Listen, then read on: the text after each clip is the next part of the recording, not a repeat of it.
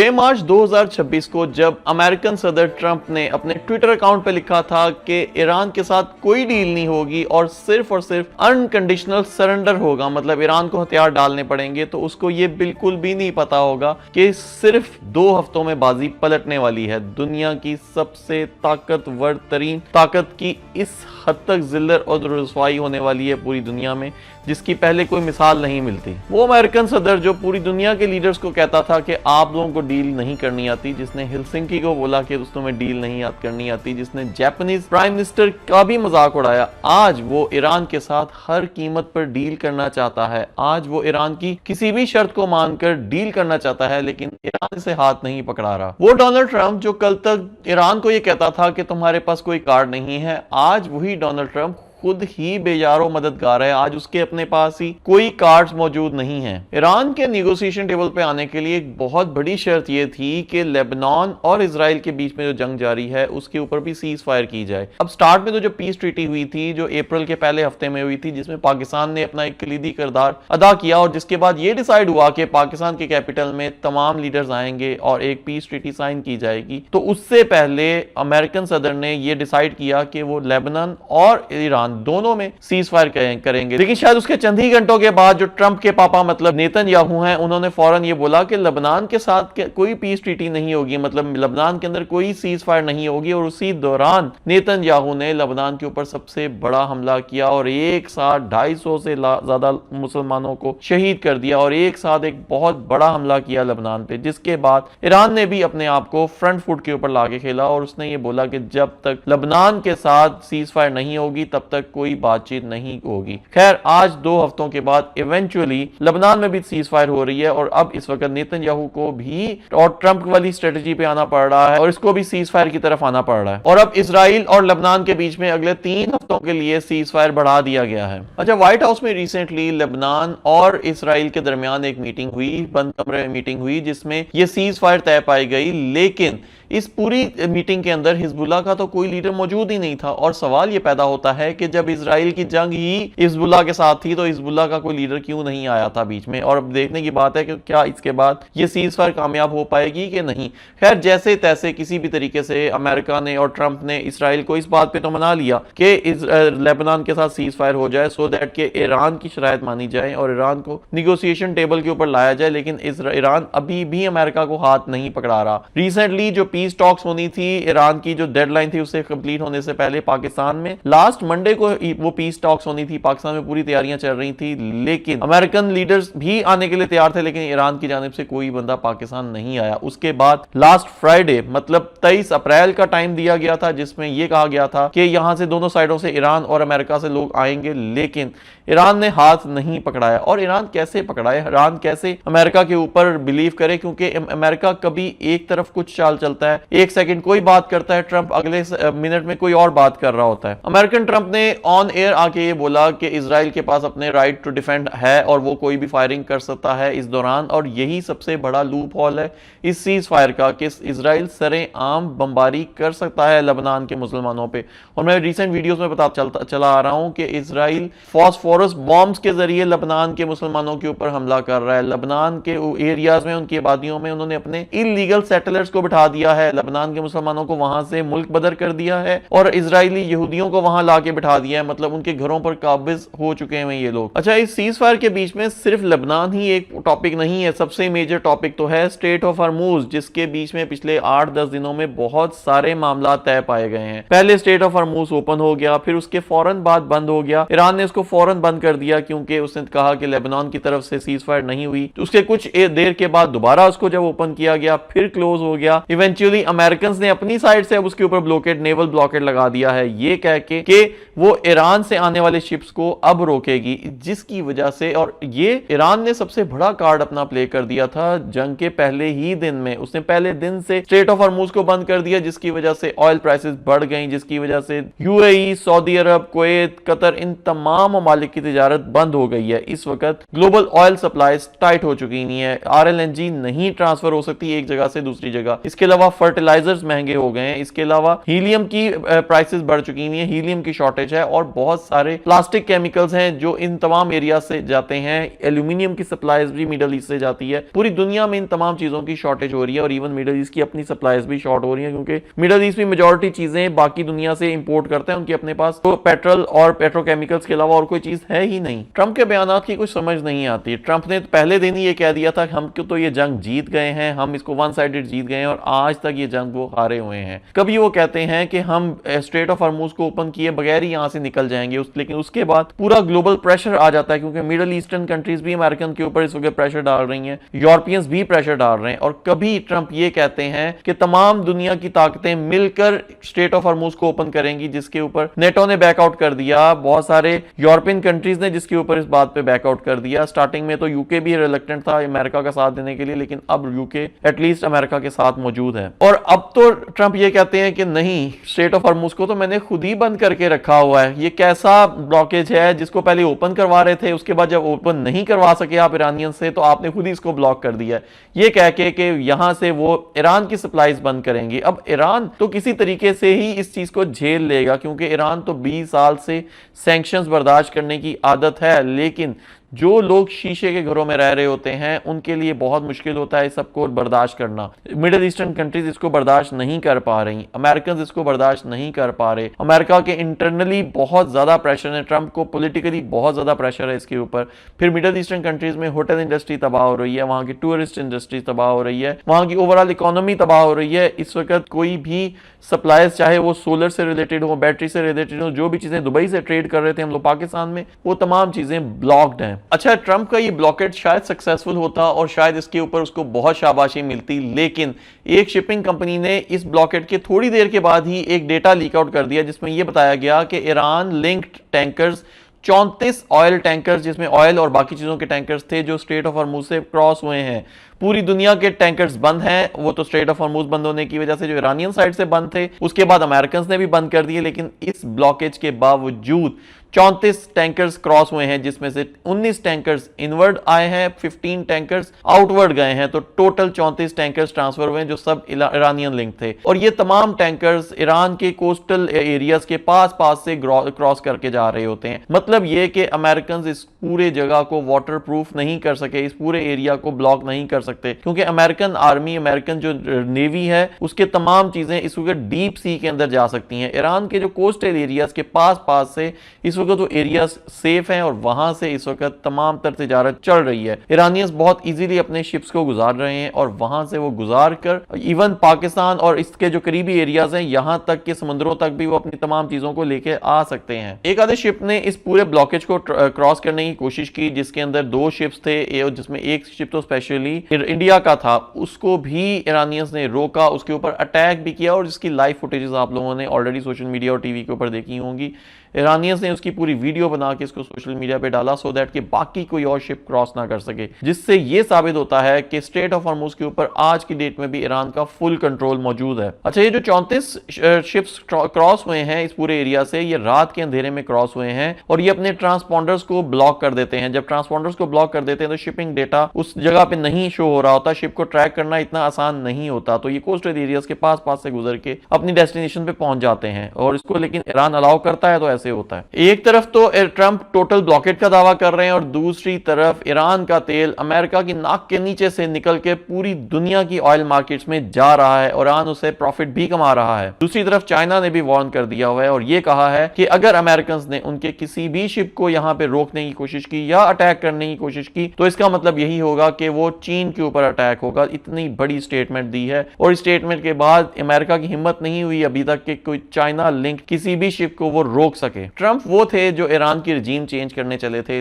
लेकिन पिछले दिनों आप लोगों ने देखा है कि 20 से ज्यादा अमेरिकन टॉप लीडर्स को ट्रंप ने चेंज किया, हटा दिया, तो रजीम चेंज का स्टार्ट तो वहां हो ही गया था। लेकिन recently US navy secretary fallen को भी उड़ा दिया, मतलब उनको भी अपने ओहदे से निकालना पड़ा। इतने बड़े पैमाने पर अमेरिकन आर्मी में, नेवी में, एयरफोर्स में, हर जगह इस वक्त जिस आ रही है, और रजीम चेंज तो असल में अमेरिका के अंदर हो रहा है, और पॉलिटिकली ट्रंप के ऊपर भी इतना प्रेशर है कि बज़ाहिर ये लगता है कि आने वाले जो मिड टर्म इलेक्शंस हैं उसमें ट्रंप की पार्टी को कोई खातिर खा कामयाबी नहीं मिलने वाली। अभी सुनने में ये बात आई है कि इस नेवल हेड को जो अभी तक उड़ाया गया है या उनको अपने ओहदे से निकाला गया था, उनको ये कहा गया था कि फौरी तौर पे ट्रंप क्लास बैटलशिप्स को इस वक्त उतारा जाए और इस वक्त जंग में लेके आया जाए, लेकिन उन्होंने ये बोला कि 2028 से पहले वो इस बैटलशिप को समंदरों में नहीं उतार सकते। तो इस बात के ऊपर उसको उड़ा दिया गया। असल में ये बैटलशिप का तो एक बहाना है, असल बात तो ये है कि वॉर में फेलियर है। एक तरफ वो मुल्क जिसके ऊपर सैंक्शंस हैं, जो डॉलर्स में किसी के साथ ट्रेड नहीं कर सकता, जिसके इंपोर्ट एक्सपोर्ट के ऊपर पाबंदी है, और दूसरी तरफ दुनिया की सबसे ताकतवर तरीन नेवी। तो क्या वहां पे एक बैटलशिप की जरूरत हो सकती है उनको? असल बात तो ये है कि नेवल मैदान में, एयर के मैदान में और जमीनी मैदान में, तीनों जगहों पर अमेरिका को शिकस्त हो चुकी हुई है। इस सब में आप लोगों को ये पता होना चाहिए कि अमेरिका के जो सेक्रेटरी ऑफ वॉर है पीट हेग्सेथ, उन्होंने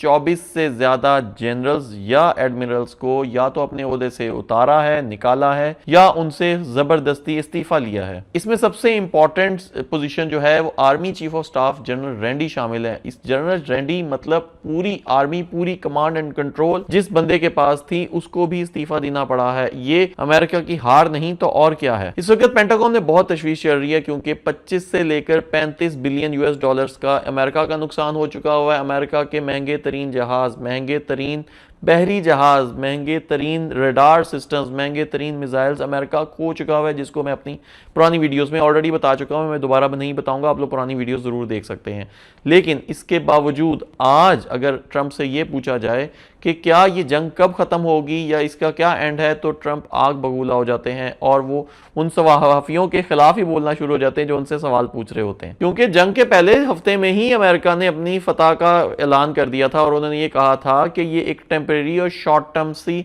एक उनका हमला है। और लेकिन आज 2 महीने हो चुके हैं, स्टेट ऑफ हॉर्मुज़ बंद है, पूरी दुनिया की इकोनॉमी तबाह है, तो इतना सवाल तो पूछना बनता है। यहाँ पाकिस्तान में आज डीजल 500 रुपए लीटर तक को टच कर चुका हुआ है। पाकिस्तान में इस वक्त गैस की सप्लाईज बंद हो चुकी हुई हैं। पूरी दुनिया में इस वक्त क्राइसिस चल रहा है, टेक्सटाइल इंडस्ट्री बंद हो रही है, वो सिर्फ और सिर्फ इस जंग की वजह से। अच्छा, एक तरफ तो ट्रंप ये कह रहे हैं कि ईरान की लीडरशिप इस वक्त मिसिंग है, हमें ये नहीं पता चल रहा है कि किसके साथ डील की जाए, किसके साथ ना की जाए, और दूसरी तरफ वो ये कह रहा है कि हम ईरान के साथ निगोशिएशंस करने चले हैं। दूसरी तरफ ये भी एक खबर चली थी कि